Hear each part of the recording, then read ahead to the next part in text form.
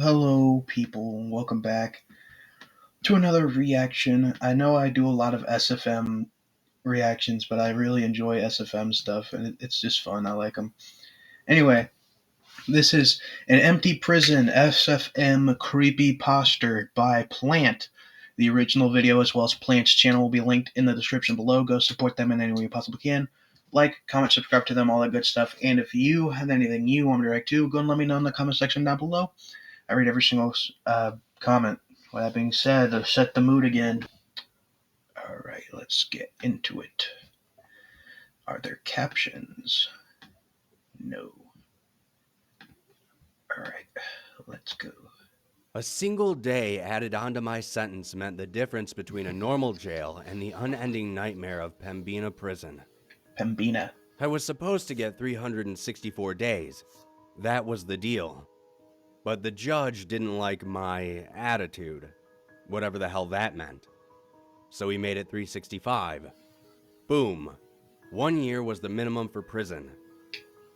My lawyer made a stink and a half, but it didn't do any good. It's not his fault. In fact, he's the one who's going to release this statement to the press, or leak it online if the Guardian Corrections Group tries to get an injunction on us. People have to know what happened at Pembina Prison. I'm going to put it right out there and tell you that it was haunted. You think I'm joking, nuts, or lying, Yeah. but you have no idea. Haunted prisons aren't anything like you imagine. Those places that advertise themselves and give people tours are sick jokes compared to the real thing. It got so bad that you can actually look up GCG's official filings for Chapter 11. That shit put them out of business on their very first prison. Roku self. Fuck Roku. Okay. And right there on the briefs, using an early statute of North Dakota law from 1857 to file an insurance claim, it says, site of Pembina Prison confirmed by Governor's Office and 2 notary publics witnessing in So weird website. person to be afflicted by the supernatural such Random capitalization right there. This I could pass off. This is fine too. that continued business is impossible. It wasn't the first time the prison was closed for that reason either. But leeches kept buying it and reopening it, hoping to make a quick buck off the common man. And I was shoved into that hellhole without knowing the history even a single bit. Don't get me wrong, the building itself wasn't so bad, especially for something straight out of 1853. It was a large stone cube that was squat, heavy, It's called Alcatraz, apparently. and cramped. It's a bit weird. Thought it was called something else. We could see a lot of the cells around us. There was only one main hallway per floor, and we were close enough to pass things between the bars and have some real human interaction. It could have been worse. There were 5 floors and capacity for 500 prisoners. When I first got there, I had a bunch of cellmates. So that would be 100 people a floor, I think, right? Did he say that? And capacity. It could have been worse. There were 5 floors and capacity for 500 prisoners.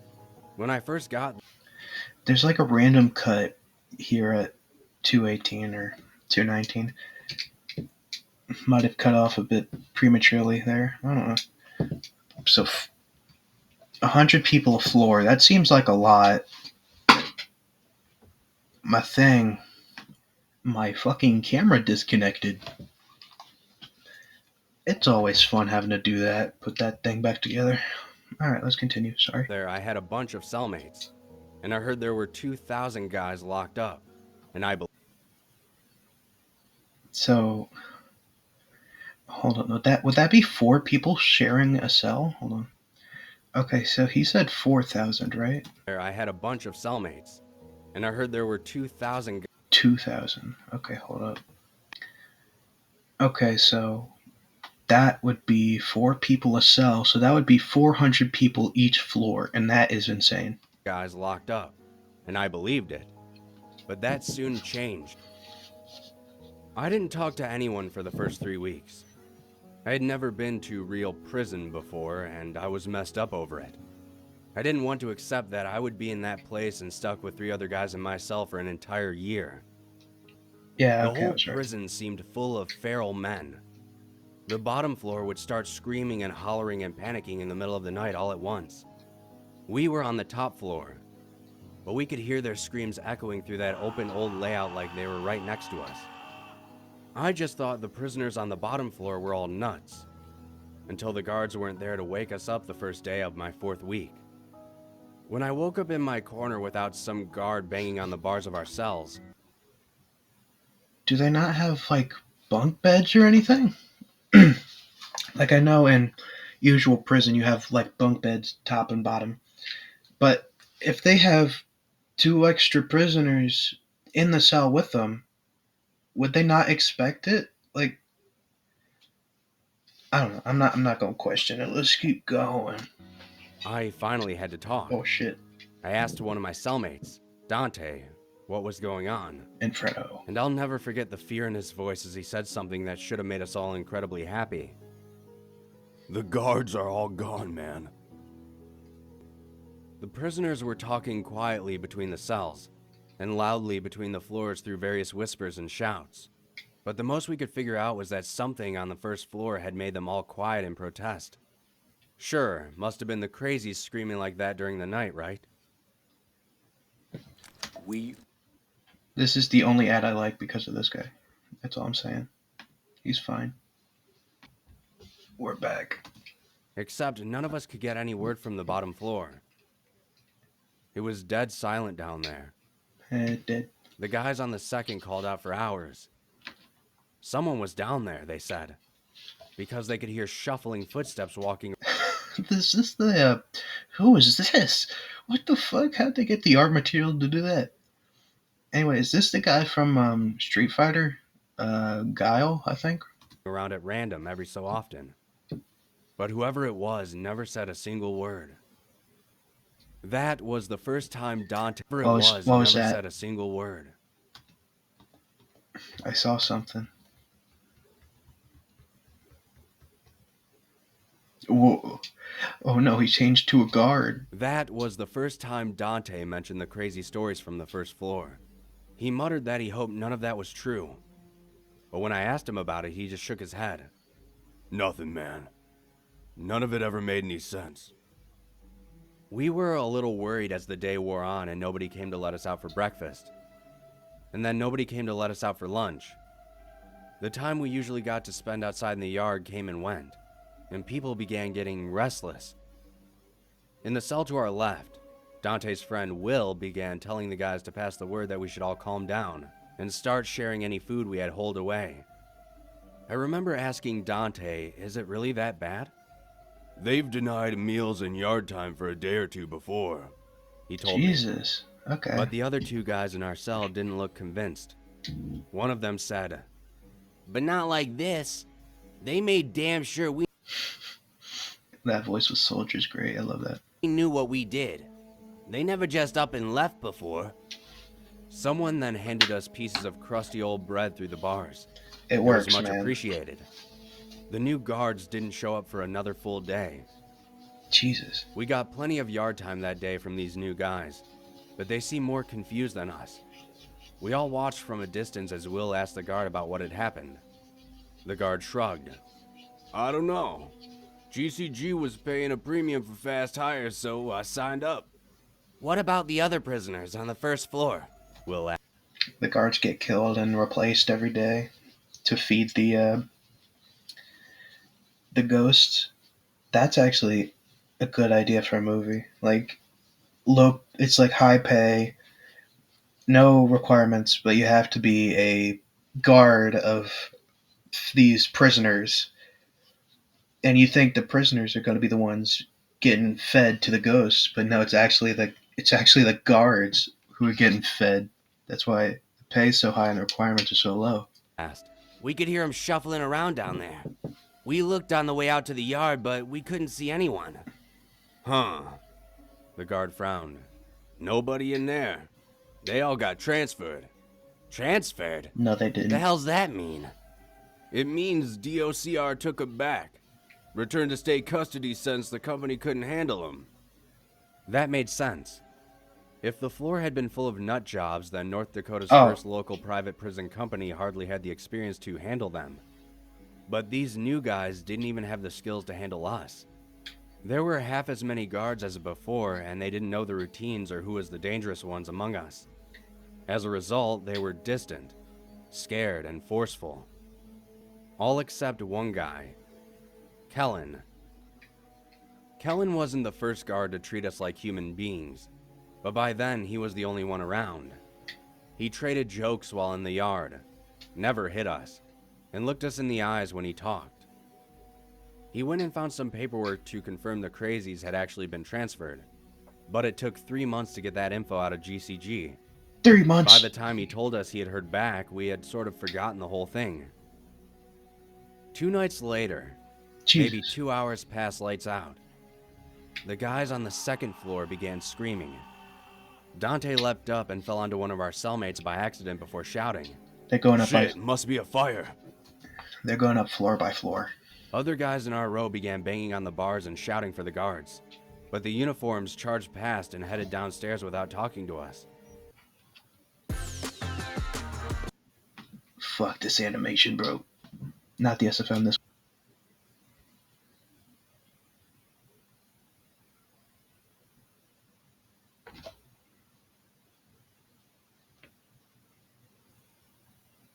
Hello?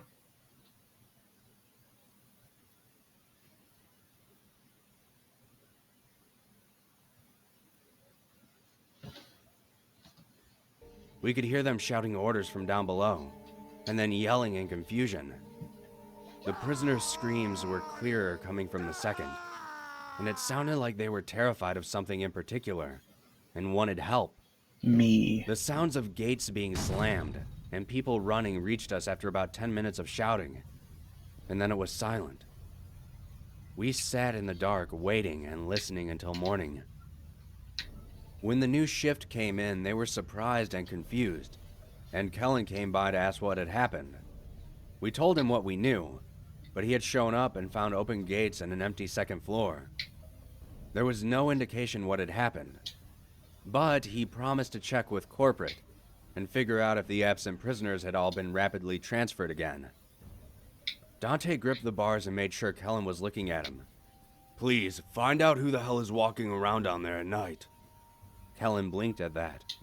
"I mean, I'm the day shift, so I don't know what I could do, but what do you mean?"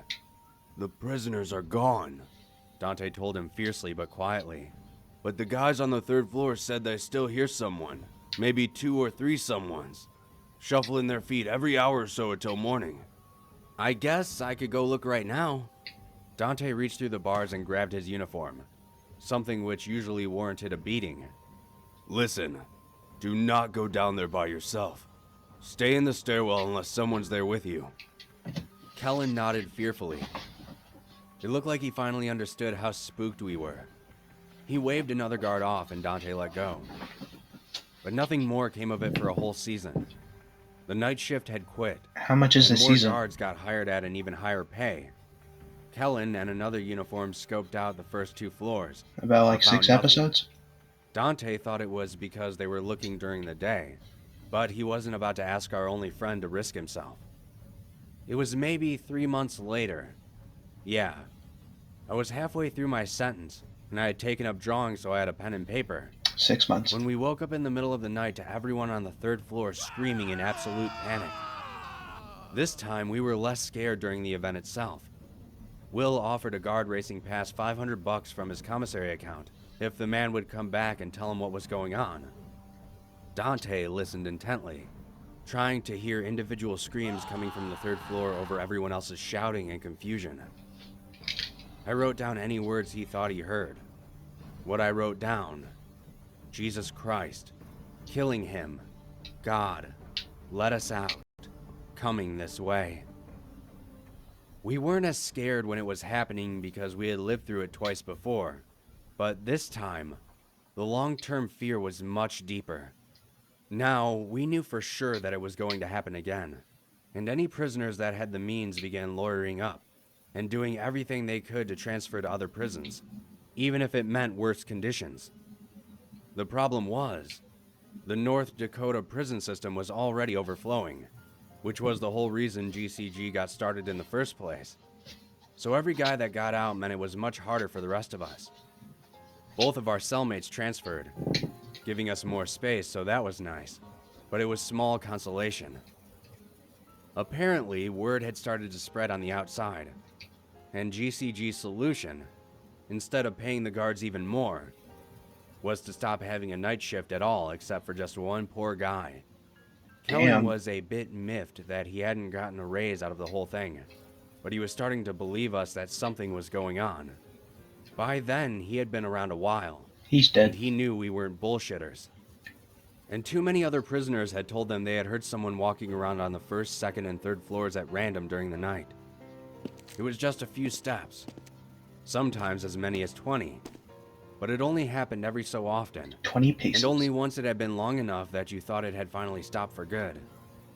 One guy on the 4th floor said he heard a full run from one end of the 3rd floor hallway to the other, clear enough that he expected a guard to come charging up the stairwell, but nobody appeared. He bashed his skull on the prison walls and got transferred out on medical leave the next day. That is a lot of blood for just your skull. So we took him seriously. And that was enough to get Kellen to start doing some research on the outside. He came to us in the 7th month of my sentence with a pale face. Beside us at the bars, Will asked, "What's the word?" Kellen seemed grim. "A lot of bullshit out there, but this place is mentioned a lot. It's been closed before, but I keep getting stonewalled when I ask for the historical documents. Thing is, I don't think the prison itself is the problem. Get this." He pulled out a notepad for reference. 2 Canadian priests, Fathers Norbert Preventure and Sever Dumoulin, visited Pembina in 1818, before it was even an official township. That was back when the Hudson's Bay Company was big around these parts. That's how long ago it was. Pembina was the biggest town in North Dakota then, so the trading post was full at the time. So the priests chose to sleep outside where the Pembina River meets the Red River. The folktale has it that the vision of a rotting woman came in the night and stole Preventure's life. The 2 men bartered with her to split the remaining life between them, consigning both to live only 35 more years instead of the 70 Sever had left. Sever got an extra month and 20 days as a gift from his friend for his sacrifice. Kellen paused as if we might guess the obvious outcome. Okay. Protect. Don't buy it. We return. They both died 35 years later. I knew Pembina Prison had a horrible problem, but that didn't mean I had to believe everything. Let me guess, a month and 20 days apart. Kellen nodded. Dante snorted. "It's true, man," Kellen insisted. "The dates of death are right there on the Wikipedia. But get this, 35 years after He pointed to it like there was a computer right there with the Wikipedia pulled right up. 1818 made their death year 1853, the year this prison was built. And the place they camped that night? By the meeting of the rivers? I wasn't sure what it meant, but I was beginning to feel very uneasy. It's here, isn't it? He was dead serious. Gulp. I think there's something here. Something ancient. I asked a guy I know, he's got Chippewa relatives over at Turtle Mountain. They know the history of Red River better than anyone else. He said his uncle told him never to sleep at the meeting of Red River and Pembina River. He said something lives there, under the ground, and awakens with the changing of the seasons. We were silent for a beat after that. It was folktale nonsense, but it was as good a theory as any. Whatever it was going to come back. And it wasn't friendly. Will talked to Kellen for another few minutes, but Dante was silent. After he was gone, I asked him what was wrong. He sat on one of the now unused bunks and told me, "I got another 5 years in here, and I ain't got no money for a lawyer. Your sentence will be up before it reaches us, and I'll be here alone." Will it? There was no way to be sure. It'll be back in 2 months for the 4th floor, and then 3 months after that for us. I could get out a week before or a day too late. It doesn't seem to be exact. He simply stared at the floor. Oh my What I god. mean is, I do hope you get out before it comes. Oh, I replied. I wasn't sure what else to say after that, so I just Ah, sat in my corner like I always did. It wasn't too much after that we heard GCG was going under. The mad rush of transfers had pissed off the state and lost the company a vital contract for a second location, and investors had pulled out or something. The number of guards was cut, then slashed, and Kellen took a pay hit to stay on as the only guard on the day shift. damn. There's only 2 prisoners left on the 4th floor. He told the 20 of us remaining as the general week we expected it to happen approached. I feel like I should stay late just to see what the hell is going on down there. But the former guards I asked about it are all terrified as hell and refuse to talk. Some even got violent just because I asked. It's cool, Will told him. You got a kid at home. Don't be here for it. The 20 of us left on the 5th floor sat in our cells once night fell, praying and listening. On Monday night, nothing happened. The 2 guys down below occasionally shouted up to us that everything was clear. On Tuesday night, nothing happened. The strain was growing though, and we could sometimes hear them breathing rapidly down there. I could only imagine the adrenaline rushing through them every minute until dawn. On Wednesday night, nothing happened. Yet, something had changed in the air. The prison was much quieter now that 2,000 men had become 22, and I thought I could feel a subtle sort of heartbeat in the air, pounding against reality like it was a thin sheet of paper. It's just your imagination, Dante whispered. None of us were willing to speak any louder than that. So that means every time the ghost comes around or whatever, you hear 400 people screaming all at once. And that happened 3 times now. And on the 4th, there's only 2 people left. That's that's horrible. I can't imagine trying to go to sleep and you hear like 400 people yelling at you. Like you can hear them like they're like next to you. That's what not Heisenberg, but the scout said at the beginning. On Thursday night, the heartbeat became a feeling of footsteps.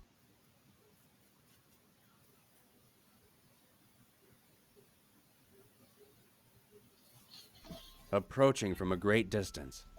Guys? Will shouted from his cell. You good down there? Still here, one responded from down below. But I can feel it. It's at the door. It's knocking. The hell's that supposed to mean? Does he? But Did he have an AirPod the in? door. It's not. Is that an AirPod? What is that? Or is that like a bone or something? Knocking. The hell's that supposed to mean? But the voice from below did not respond. Friday night. That was the night it would happen. All day, the 2 guys on the 4th floor pulled and clanged at their bars, begging to be let out. Kellen was torn. After 2 hours of listening to that pleading, he came up with an idea and transferred both of them up to our floor. If nobody's on 4, then we'll all be safe, right? Out loud, we agreed, but we were kidding ourselves. When the night guard showed up, he freaked and took the 2 men back down. What? He said out loud what we were all thinking. If nobody's on 4, then it'll just come right to 5 and get us all. What the hell was Kellen thinking? We had to listen to hours of sobbing that evening. It was the hardest trial of my life. I wanted to call out to the night guard. I wanted to ask him to get those men out of there. But if I did, I knew whatever was coming would find all of us instead. The moment it happened was like a cold hand on my shoulder. What's going on down there? Dante shouted. The man who was not sobbing called back. It's changing, Will demanded. What's happening? Tell us. It's red. Red? It's red. What's red? Will yelled insistently. God damn it, what's red? We stared down the hallway at the night guard, who stood listening in fear. The screaming began a few seconds later. This time, only 1 floor above, we could clearly hear every word. The sobbing prisoner shrieked. There! It's there! The man who had been communicating with us incoherently began raging with fear against his bars. Then, It's Hoovy Dundee. Don't compromise. Damn you. I double clicked again. Sorry. I returned to haunt your screens. he began raging with fear against his bars. Then, strangely, he stopped. The 20 of us clung to our bars, unable to help, unable to flee. Many of us cried, but we were otherwise silent, for to yell would be to drown out the last words of the men below. But they were eerily quiet for nearly 2 hours. We waited in strange silence as random footsteps traversed the 4th floor every so often. What was happening? For the first time, the victims of whatever was going on down below had chosen to be quiet instead of yelling for help. Why would that make things different? At long last, the sobbing man broke the silence. "Oh my God, it's coming your way! Shut up! It'll see you! Distracted! Hit the bars!" The sound of clanging echoed up the stairwell. The sobbing man said with terror, "It knows! It knows! Jesus Christ, do something!" We were no longer silent. We echoed that sentiment, loudly and repeatedly to the guard. "Do something!" He just stood there, literally quaking in his boots.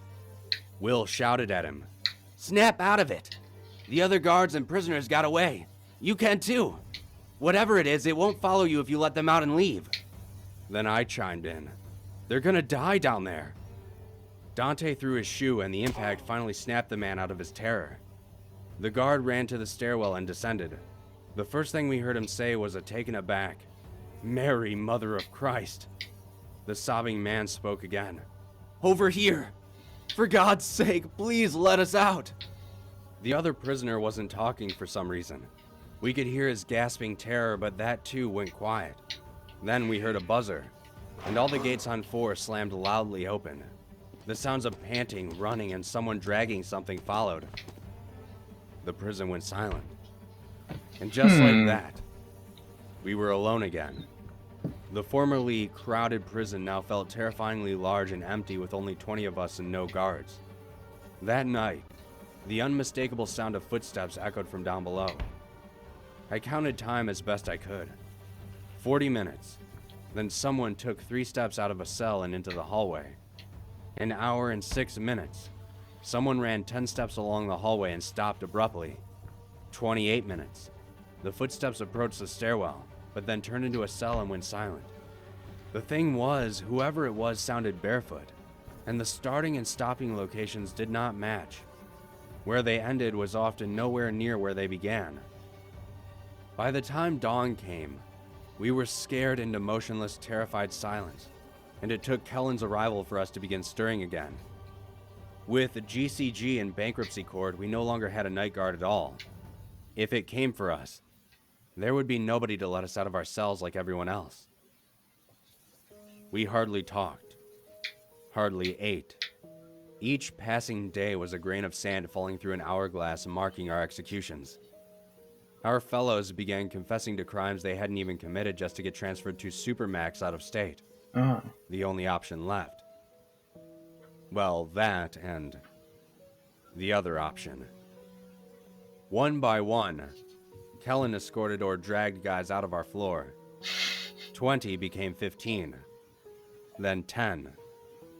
Then it was just me and Dante, with Will still in the cell to our left. The 3 of us and Kellen. 4 men awaiting doom. We sat playing card games in the weeks leading up to it. It would be 1 full year for me in that place, but I could swear I had spent a lifetime in that cell. I couldn't think, couldn't remember life before. That tower light is freaking the fuck out, bro. Couldn't imagine surviving after. Every day I Give me a second, my dog's crying again.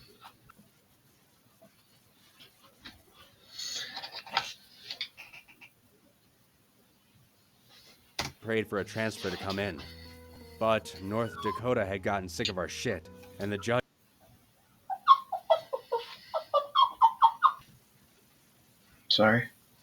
had stopped hearing cases from Pembina Prison. They didn't know there were only 3 of us left. Nobody knew. We contacted the media. We phoned the governor's office.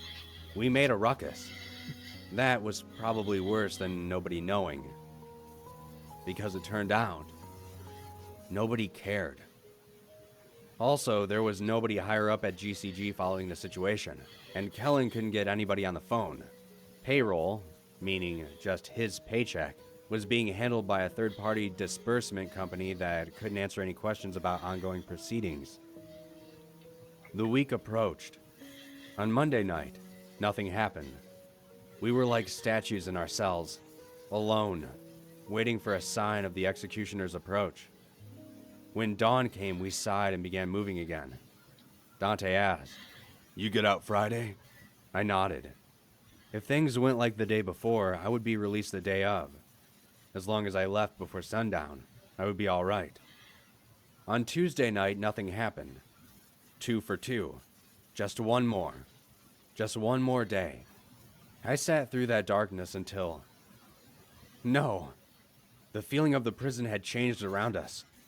A subtle heartbeat began to pulse against our faces and ears and eyes. It had come a day earlier in the week than last time. That morning, Will patted my arm as we both leaned out of the bars. "Sorry, man." Dante just shook his head angrily. I wasn't going to get out in time. Don't buy it. Scam. Okay. On Wednesday night, the heartbeat became the sound of footsteps approaching from some unfathomable distance. I think I stood at the bars of our cell that entire day, fingers wrapped around metal with force to match the tension in the air and in our minds. This couldn't happen. This wouldn't happen. My lawyer would walk in and tell me that he had gotten the judge's unfair addition of an extra day removed. One day. One goddamn day. Even if I had spent the whole year in this prison, one day still meant life or death. Let me out. Let me the hell out, for God's sake. But nobody cared. And nobody would listen. I'd like to tell you that Kellen stayed late that night. I'd like to tell you that when the entire floor began to glow red, the hallway, the cells, the stone itself, as whatever ungodly abomination in the earth, began to wake upon the changing of the season, as distant footsteps became a traveler at the door of our minds. I'd like to tell you that Kellen was there and hit the button and opened the gates to let us all out. I'd like to tell you that I didn't see anything, and that I'm not permanently a broken man. I didn't claw at the walls of my cell as it slowly approached, moving a few steps every 20 to 70 minutes. I'd like to tell you that all three of us were able to run away and escape that horror upon reality, with its rotting hands and blind eyes radiating crimson light as it searched for us at random. But I can't give you a satisfying end to this story. The disbursement company fired Kellen and changed the locks on the property. According to their paperwork, all the prisoners had been moved, and they thought he had been getting paid for guarding an empty prison. They left us in there for 11 days before the error was found, which meant 11 nights with that thing. For 11 days we starved. Okay, so it wasn't it wasn't killing them. Why? For 11 nights we sat absolutely still, not daring to move or breathe or even look left or right. It knew where we were generally. It stood right outside of our cells for hours, and sometimes walked right through the bars and grasped at the beds around us, daring us to make even the slightest motion. When you've spent 6 hours staring into the blind crimson eyes of a rotting demon, unable to blink your eyes for fear that it will hear the air your lashes move, when you've seen what it's seen, the worlds it has walked reflected in hellish red, will you understand? But no one cares. I'd like to tell you that I wasn't traumatized by the hell I went through being left to rot, and left to die as nothing more than a number on some corporation's books. But no one cares.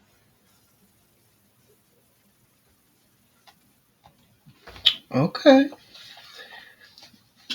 I like the idea of it. I do. I really do. I like the idea. I wish we got more of a description of what it was.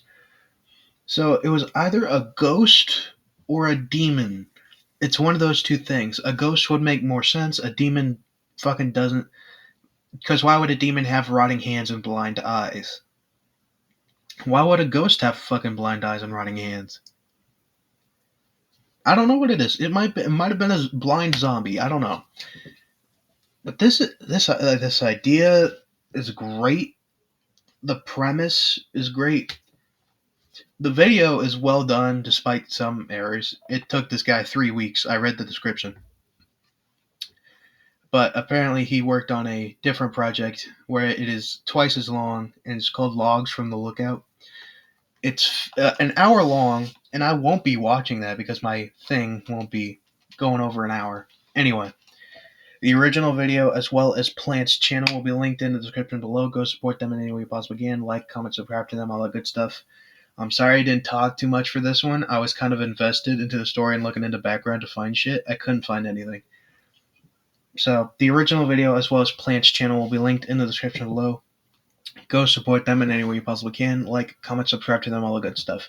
And if you have anything you want me to react to, go and let me know in the comment section down below. I read every single comment. That being said, bye-bye.